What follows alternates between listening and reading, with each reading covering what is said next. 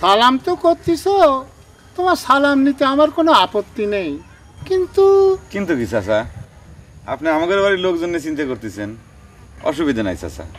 আমি রাজি থাকলে পরে কেউ এ বিয়ে ঠেকাবে পারবি না। আরে না, সেটা নিয়ে আমি কোনো চিন্তাই করতেছি না।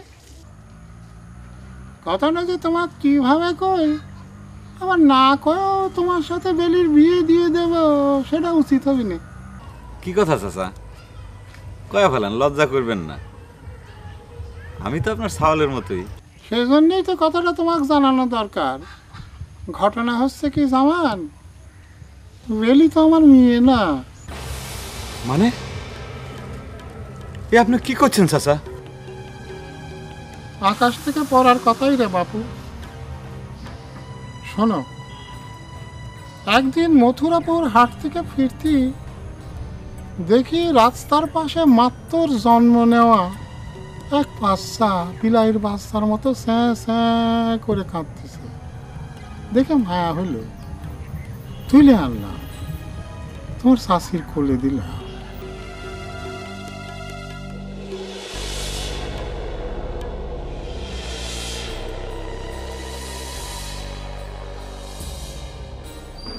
এখন তুমি চিন্তা করে দেখো, বাপের পরিচয় ছাড়া একটি মেয়ে তুমি বিয়ে করবে কি না?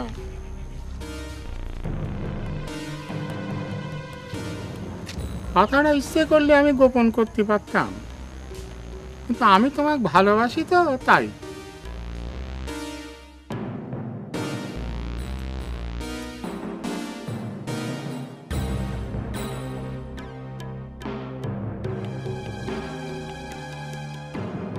এবার দেখলে তো কিরাম করে ঘটনাটা মিলে গেল।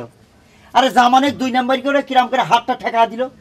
নিজের জামাই তারে মানুষের সামনে খেতাবি করার, এগুলো কি সহ্য হয় নাকি? হ্যাঁ শোনো, ব্যাপারটা গেলাম খেতার মধ্যে থাকতে না, বুঝছো? সেরকম করে খেলা হচ্ছে, এরকম করে খেলা হলে পরে অঙ্গহানি নিশ্চিত হয়ে যেত।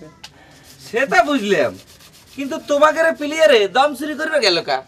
টাকার যে শরীর, তাতে তো তারা এমনি জিতে যায়। মন হয়ে গেলাম, ঠিকই কাছে। এই তুই চুপ থাক। আরে ওইটাই তো ভেজাল মনের চক্রান্ত। ভেজাল মনের টাকা পয়সা দিয়ে আমাকে খেলোয়াড়ে কিনে নিছে না, আর তার প্রমাণে তো হইলো। যাই গাছ জামান করলাম, একটা ভালো ধান মারে দিচ্ছে, বুঝছো? মনে করে যে মন্ডলের তার সাল ফল নেই, ওই মেয়েটাই তো সব সম্পত্তির মালিক হয়নি, তাই না? আরে তালি আর করছি কি, এতক্ষণ বক বক করতেছি কিসের জন্য? কত দিই শোন, যেমন জুটিছে ভেজাল মন্ডল, আর একটা জুটিছে জামান।